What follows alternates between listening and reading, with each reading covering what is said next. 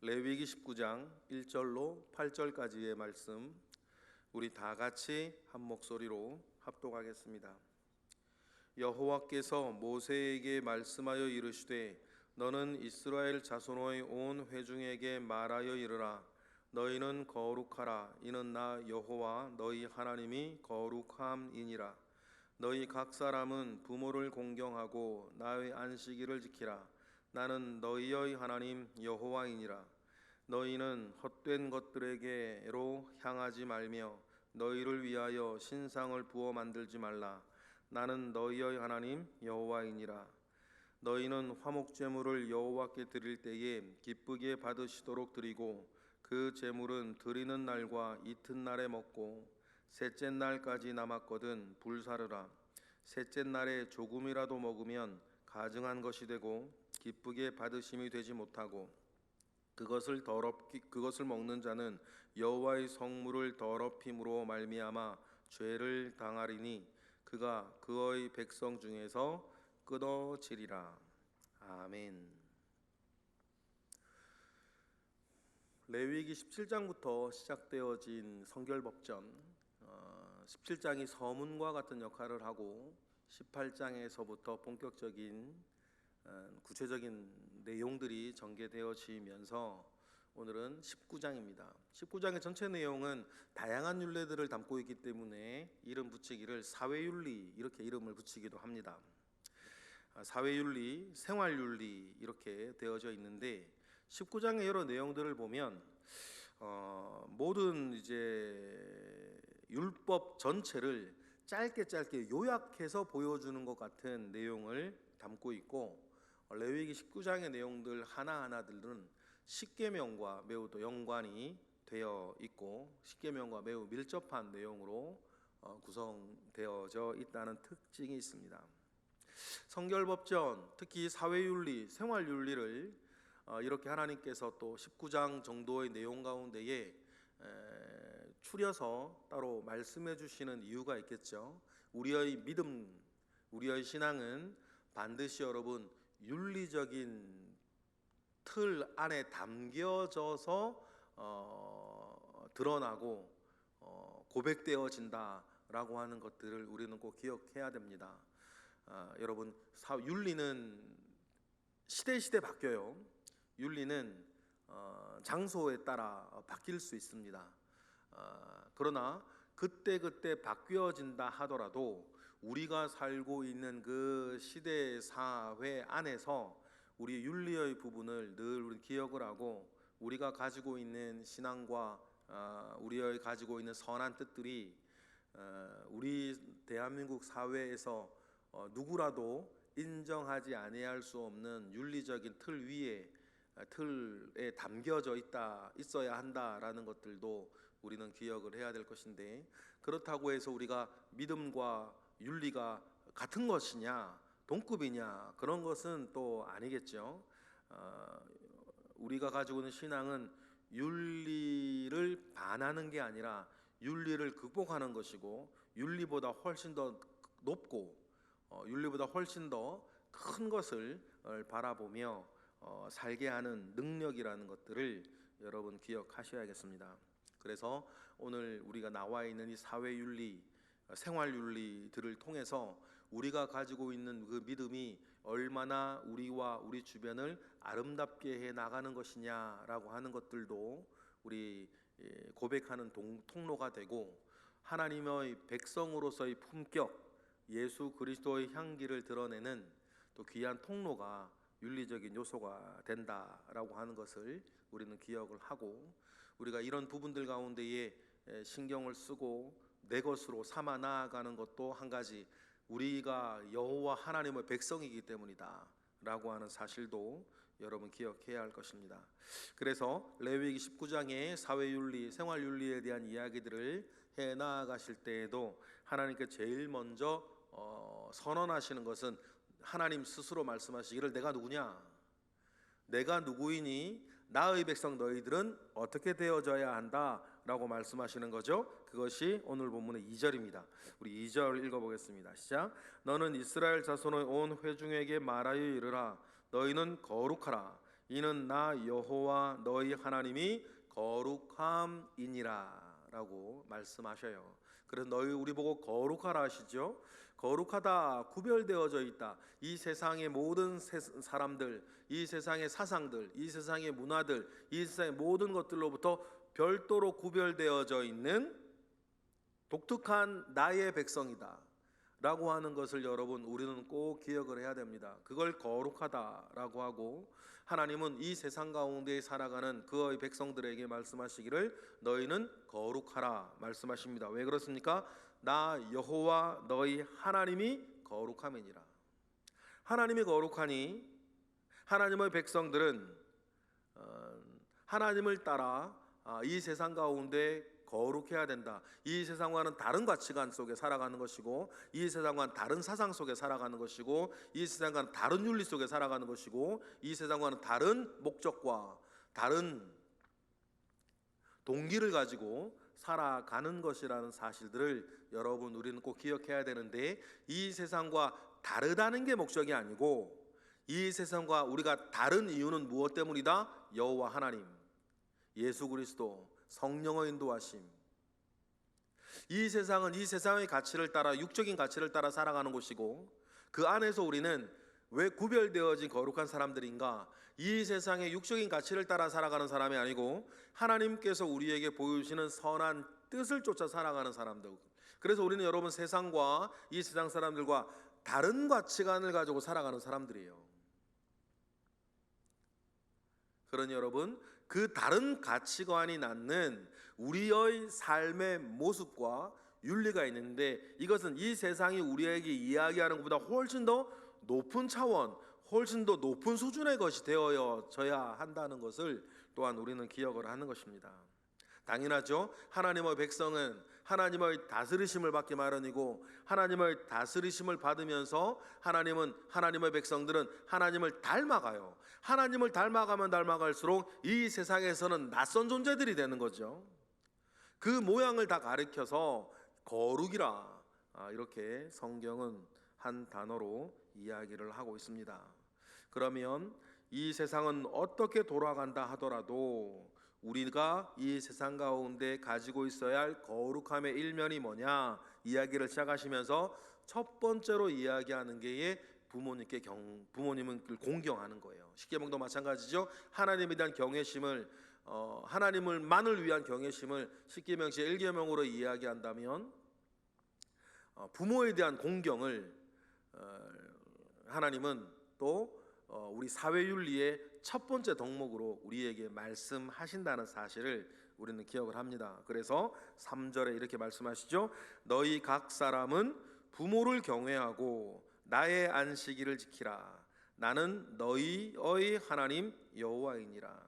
그래서 하나님은 부모를 공경하는 것과 하나님을 신앙, 경외하며 살아가는 것을, 하나는 영적인 면에서의 최고 덕목으로, 하나는 육적인 면에서의 최고 덕목으로 여러분 우리에게 이야기를 해요. 근데 여러분 이것이 왜 중요하냐면, 요즘 세태는 참 못된 습성이 하나 있는데 뭐냐면 자기 자식 제일주의인 거예요. 성경은 그렇게 말하지 않아요. 성경은 자기 자식 제일주의가 아니라 자기 부모 제일주의예요. 인간의 관계, 인간관계 안에서 얘기를 하다 보면. 근데 이게 부모의 자기 욕심 때문이기도 한데 뭐든지 자기 자식이 우선이에요. 그러나 하나님의 성의 흐름, 전체 흐름을 보면 자기 자식 우선을 말하는 게 아니고 부모 우선을 늘 말을 해요. 그러니 지금 부모님이 돌아가신 분들도 이곳에 우리 주변에 있지만, 여기도 계시지만, 여러분 우리가 그것을 가르쳐야 되는 것이죠. 가르쳐야 되는 거예요. 이 부모를 공경해야 한다라고 하는 이야기를 듣게 되는 어느 한 나이대가 지나서 듣게 되면, 부모님은 이런 존재들이에요. 내가 부모님들에게 무엇을 해도 부모님들은 더 이상 나에게 해줄 것이 없는 분들일 수도 있어요. 그죠? 이제 지나갔으니까 부모님의 도움이 필요하고 부모님의 어떤 그 영향 속에서 살아가는 시간들이 지나갔을 때 그때 내 쇠약해진, 노쇠해진, 늙은 부모님을 내가 어떻게 하느냐는 굉장히 중요한 문제인 거예요. 근데 하나님께서는 3절에 뭐라 그러시냐면 부모를 경외하는 것과 안식일을 지켜서 나를 경외하는 그 마음을 같이 보고 계신다는 거죠. 그러니까 부모를 경외하고 나의 안식일을 지키라, 그렇게 말씀하시는, 같이 두시는 하나님의 뜻을 우리가 행간을 여러분들 읽으셔야 되는 것입니다. 그러니 여러분, 우리가 우리 스스로도 우리 여러분의 자녀들을 또 손주들을 가르칠 때에도 자식 먼저가 아니고 부모 먼저라고 하는 것이 우리 성경의 정신이라고 하는 사실을 여러분 기억하시고 가르치셔야 돼요. 그런데 때때로는 부모님들이 때때로는 이게 자기 얘기가 될 때가 있으니까 이게 말하기가 좀 그럴 때가 좀 있어요. 저도 이제 목회하다 보면 제가 손해보고 희생되어지는 일들은 말하기 참 좋아요. 멋있잖아요. 그런데 이건 하나님의 말씀이고 법인데 어찌 보면 나에게 또 좋은 일, 목사에게 좋은 일이요, 이득이 되는 일, 그럼 말하기 좀 말하기 멋쩍을 때가 있어요. 마찬가지로 부모님들 같은 경우도 마찬가지지요. 부모에게 공경하는 일들을 가르치는데 내가 부모야, 그러면 말하기가 괴면쩍을 때가 있단 말이에요. 그런데 여러분, 그것보다 우선되는 게 있어요. 하나님의 말씀인 거예요. 하나님의 말씀이 우리에게 뭐라고 말하는지 말하고 하나님의 말씀이 나에게 뭐라고 가르치는지에 대한 여러분 그것을 먼저 세워나가는 것이 굉장히 중요해요.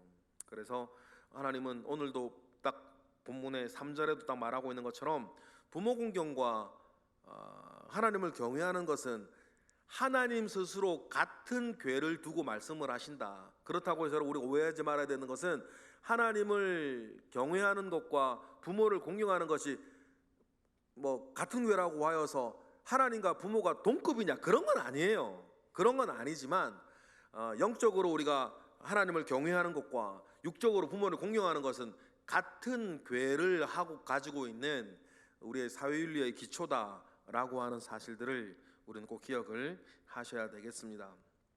그리고 4절에는 뭘 말씀하세요? 우상 숭배를 금지하시는 말씀이시죠. 이 세상에 다른 신이 없다는 것을 말씀을 하십니다. 우리 4절 읽어보겠습니다.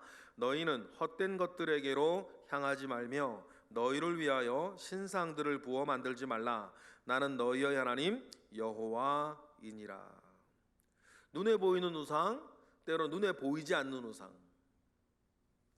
내가 정말 지금 사랑하고 있는 어떤 대상이 우상이 되는 거, 뭐 자녀일 수도 있겠고, 눈에 보이는 우상들을 여러분 우리가 섬기는 것을 조심한다라고 할 때는 제가 볼 때는 자식이나 뭐 돈 정도일 거고, 위험 요소가 있는 게 눈에 보이지 않는 것 이야기한다면 건강이나 아니면 자기 욕심이나 인생의 목표나 자기 집념이나 뭐 여러 가지들이 있겠죠. 그러나 여러분, 눈에 보이는 것이나 눈에 보이지 않는 것이나 여러분 어떤 것이라 하더라도 여러분 그것이 우상과 같이 되어져서는 결코 안 된다라고 하는 것들을 우리가 명심하며 살아가셔야 할 것입니다. 5절부터 8절까지의 이야기는 화목제물에 대한 이야기를 하세요. 화목제물에 대한 이야기를 하시면 주님이 말씀하시고 싶은 것이 있으시겠죠. 5절 먼저 뭐라고 말씀하시는지 5절 읽어보겠습니다. 너희는 화목제물을 여호와께 드릴 때에 기쁘게 받으시도록 드리고. 화목제물은 여러분 5대 제사 가운데에서 가장 사람을 위한 제사예요. 그죠? 화목제물은 사람을 위한 제사인데, 사람을 위한 제사를 드릴 때에도 드리는 사람을 기쁘게 하라고 말씀하시는 것이 아니라 받으시는 이를 기쁘게 하는, 여러분 가장 사람 중심의 예배인 화목제를 드릴 때조차도 드리는 사람 중심이 아니라 받으시는 분 중심이라고 하는 사실들을 여러분 꼭 기억하셔야 해요. 이것이 여러분 모든 예배의 기본이에요. 모든 예배의 기본은 내가 기쁜 게 아니라 하나님이 기쁘시게 하는 거예요. 그런데 여러분 우리가 이거 자꾸 바뀌어질 때가 있어요. 어떤 예배의 자리에 앉아서 내가 받는 은혜가 중요해요. 그 느낌, 감정의 떨림, 뭐 깨달음, 무엇이라 말해도 좋아요. 그런데 여러분, 그것이 이제 불필요하다, 필요 없다라고 말씀드리는 게 아니라 무엇보다도 우선이 되어야 되는 것이 내가 받는 은혜가 아니라는 거예요. 내가 은혜 받고, 내가 기쁘고, 내가 문제 해결 받고, 내가 복을 받고, 여러분, 그것은 예배의 핵심이 아니에요. 드리고 난 뒤에 부수고 따라오는 어떠한 것이겠죠. 예배의 가장 핵심은 내가 은혜 받는 게 아니라 하나님이 영광 받으시는 것. 레위기의 표현으로 따지면 하나님이 기쁘시게 되는 것이에요. 가장 사람 중심의 예배인 화목제를 이야기할 때도 하나님은 그렇게 율법에서 말씀하신다는 거죠. 기쁘시게 받으시도록.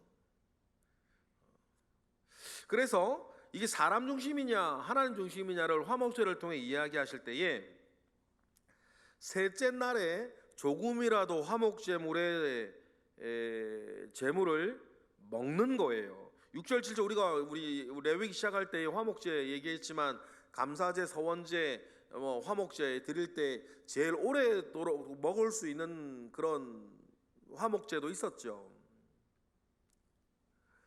그 단순 어떤 감사제 같은 걸 드릴 때에는 셋째 날까지도 먹을 수 있었습니다. 그걸 이야기하시면서 셋째 날에 그것을 조금이라도 먹으면 기쁘시게 받으심이 못 된다 말씀하시는 거예요. 그럼 여러분 보세요. 이 율법을 이스라엘 백성이 다 압니다. 제사의 화목제를 드렸어요. 그 화목제를 드릴 때 드리는 그 제물들이 여러분 우리 지금 당대 사람들, 우리에게도 마찬가지지만 당대 사람들 가운데에서 그것이 간단한 쉽게 드릴 수 있는 제물들이 아니었어요. 아주 비싼 것들이었습니다. 아주 부담스러운 것들이었어요. 그런데 어떤 이유에서건 남겨놨다가 내가 먹으려거든 먹다가 이제 셋째 날까지 음식이 남아서 불태워 버려야 되는데 저 비싼 것 남았다는 거예요. 그런데 하나님의 율법은 다 선이 그어졌다는 걸 알죠. 그런데 화목제를 드리면서 셋째 날에도 아까워서든 아니 일부러 남겨서 내가 먹으려고 챙겨놓은 거로든 하나님의 정해진 율법이 있는데 넘겨져서 셋째 날까지 조금이라도 그것을 먹는 이유가 뭘까요? 먹는 이유가 자기가 어떻게 둘러낸다 하더라도 그 화목제는 하나님을 기쁘시게 하려는 동기는 아니었고 자기를 기쁘게 하려고 했던 예배라는 거예요.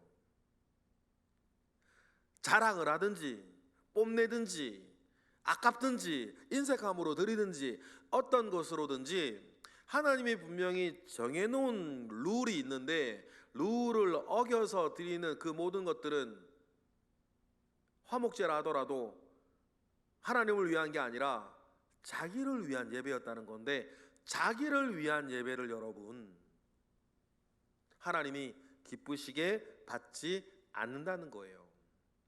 여러분 우리가 가끔 이런 얘기 들으면 적절할 것 같아요.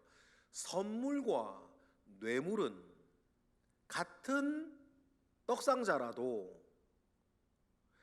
다른 근본적인 이유가 있어요. 선물은 받는 사람의 기쁨을 위한 거고 뇌물은 주는 사람의 이익을 위한 거 아닙니까? 마찬가지 하나님 아버지 앞에 예배를 드리는데 이게 선물 같은 거냐 뇌물 같은 거냐는 거예요.